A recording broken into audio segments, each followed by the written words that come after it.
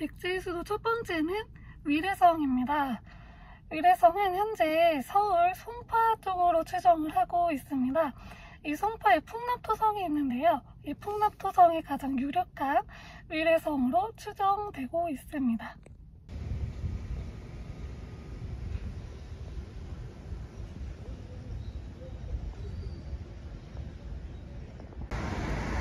풍납토성은 일제강점기 때 발견이 됐는데요. 1925년에 대홍수가 일어나서 한쪽이 무너져 내리면서 백제 유물이 나와서 그래서 발굴 조사를 시작을 했고, 이곳에서 백제 유물이 아주 왕창 나왔다고 합니다. 그래서 그냥 단순한 토성이 아닌 여기가 왕성의 역할을 하지 않았을까 해서 이 풍납토성을 첫 번째 수도인 위례성으로 추정하는 그 근거로 삼고 있습니다.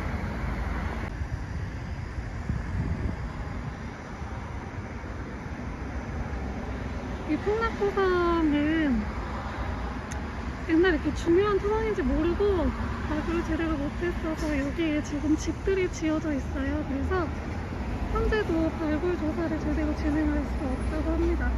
그리고 옛날에는 여기서 막 미끄럼틀도 타고 그랬었대요. 아직은 많이 없지만 이 풍납토성은 제대로 다 복원을 하면 한 4km까지도 그 길이가 될 수 있다고 해요. 굉장히 크다고 하는데 이게 지금 앞에 집이 있어가지고 주택가들이 있어서 제대로 발굴을 절대 할 수가 없어요. 발굴을 하려면 집을 다 드러내야 되는데 못해서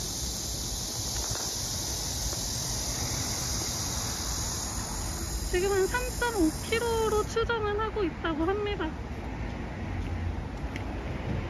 굉장히 큰 규모의 토성인데 제대로 발굴 작업을 하지를 못해서 안타깝습니다. 이 풍납토성 옆에는 이렇게 주거지와 시장이 있습니다. 그래서 발굴을 할 수가 없어요.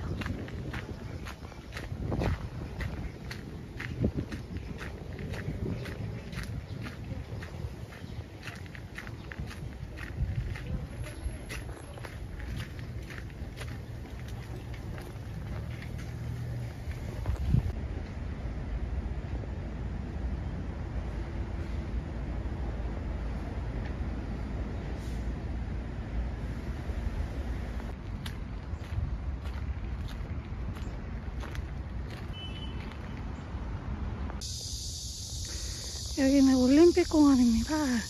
이 올림픽공원이 백제의 첫 번째 수도 위례성과 어떤 관련이 있는지 한번 같이 보도록 하겠습니다. 이 올림픽공원에는 몽촌토성이 있어요. 이 풍납토성을 발굴하는 과정에서 그 전에 이제 풍납토성이 중요한 토성인지 모르고 그냥 거기에다가 집을 짓고 이래서 제대로 발굴이 이루어지지 못했다고 했잖아요. 그래서 이 몽촌토성 같은 경우에는 발굴하시는 분들이 못하게 하고 그냥 여기다 차라리 공원을 짓자 해서 올림픽공원을 지으셨대요. 이 계단을 올라가면 백제 집자리 전시관이라는 것도 있습니다. 여기가 백제 초기 수도 위례성 근처이기 때문에 이렇게 백제의 집자리, 백제의 초기 집의 그런 모습도 보실 수가 있습니다. 그 풍납토성이 위례성으로 강력하게 추정한다고 했잖아요. 이 몽촌토성도 이제 위례성의 한 부분인데 여기는 그 피난의 역할을 했던 그런 토성이라고 추측을 합니다. 왕이 평소에는 풍납토성 안에 궁궐에서 살다가 국가적 위기 상황, 어떤 적에게 침입을 받았거나 이런 위기 상황이 되었을 때 이 몽촌토성으로 피난을 오는 그런 방어적 역할을 했던 토성이라고 추측을 하고 있습니다.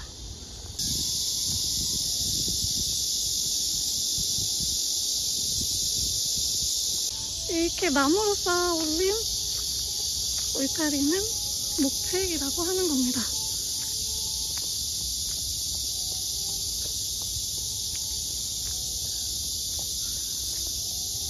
당시에 목책을 한 2m 정도 그 길이로 쌓았을 것으로 추정을 하고 그 앞에는 해자를 파서 토성을 지키는 방어 역할을 하였습니다. 지금 이 목책은 복원해 놓은 것이라고 합니다.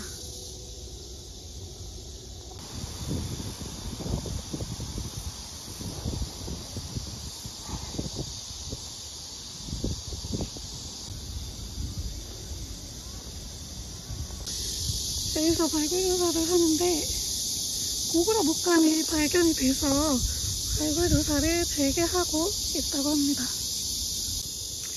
이 농촌토성에서는 고구려 토기도 발견이 되었는데요.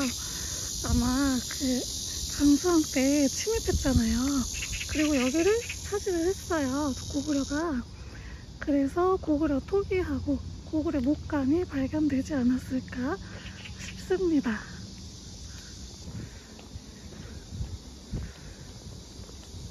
이렇게 걷다 보면은 올림픽공원의 상징인 나홀로 나무가 저기 저렇게 보입니다.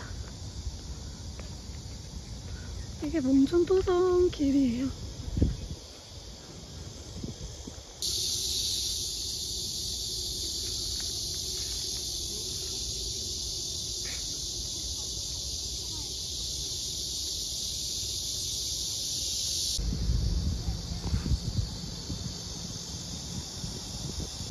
여기는 석천동에 있는 고분고원입니다. 그러니까 옛날 무덤이 몰려있는 곳이라는 곳인데요. 여기는 백제의 무덤, 초기 무덤들이 좀 많이 있어요. 원래 여기 처음에 일제시대 때 발굴했을 때는 280기가 발견이 됐는데 그 이후에 우리 광복 맞이하고 6.25 전쟁 맞이하고 하면서 제대로 발굴을 못하고 관리를 못하고 있다가 나중에 이제 발굴하고 보존하고 하면서 지금은 6기만 온전하게 남아있다고 합니다.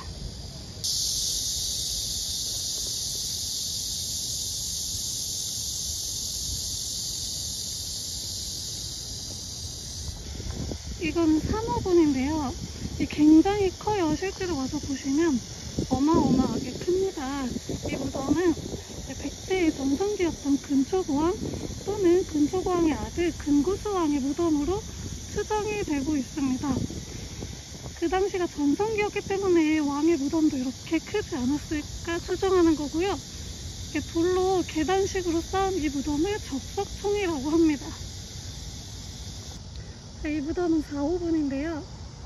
주변에 돌이 있죠. 돌로 대놨죠. 저게 이제 고구려의 장군청에서도 보이는 양식인데 이로 인해서 이제 백제가 고구려에서 갈라져 나왔는데 약간 그런 모습을 보여주지 않나 싶습니다. 이런 무덤 양식을 돌무지 무덤이라고 하고 안에가 흙으로 채워져 있어서 좀 백제의 그런 백제식 돌무지 무덤으로 부르기도 합니다. 이렇게 앞에 돌을 대놨습니다.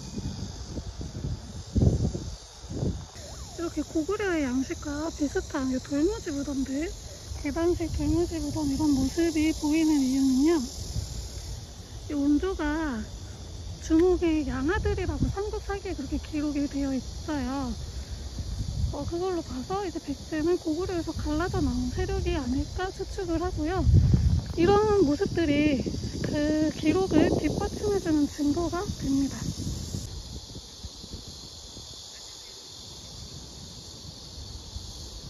2호분, 4호분, 저 끝에 3호분 크기 차이가 좀 보이시나요? 여기는 돌무지 무덤은 지금 발굴 조사를 실시하고 있어서 못 들어갑니다. 이 5호분 같은 경우에는 양식이 좀 다르죠. 무덤은 시간이 지나면서 좀 양식이 많이 바뀌어요, 고려시대에는. 근데 이 무덤 같은 경우에는 지금 고구려의 요소가 가미된 것인지 아니면 마한시대의 전통이 남아있는 것인지 그에 대한 이제 의견이 분분하다고 합니다. 여기 1호분이 있던 자리도 현재 발굴조사가 진행되고 있습니다. 이곳들이 이제 서울이 급격하게 개발이 되면서 여기에 문화재가 있음에도 제대로 발굴이 이루어지지 않고 다 개발이 되는 바람에 제대로 된 이제 모습들이 많이 남아있지 않다고 해요. 안타깝죠. 이제 온조는 주몽의 양아들이에요. 주몽이 고구려에 있다가 이제 그 큰형 대소의 공격을 받고서 도망쳐 내려오면서 졸본 지역에 자리를 잡는데요. 거기에 있던 소선호라는 여인과 이제 결혼을 하는데 소선호에게 있던 두 아들 중에 한 명이 온조고 한 명은 비류예요. 온조하고 비류는 이제 아빠가 고구려의 왕이잖아요. 그래가지고 자신들이 이제 두 번째 왕이 되지 않을까 생각을 했었는데 이제 고구려에서 낳은 주몽의 아들인 유리가 찾아오게 됩니다.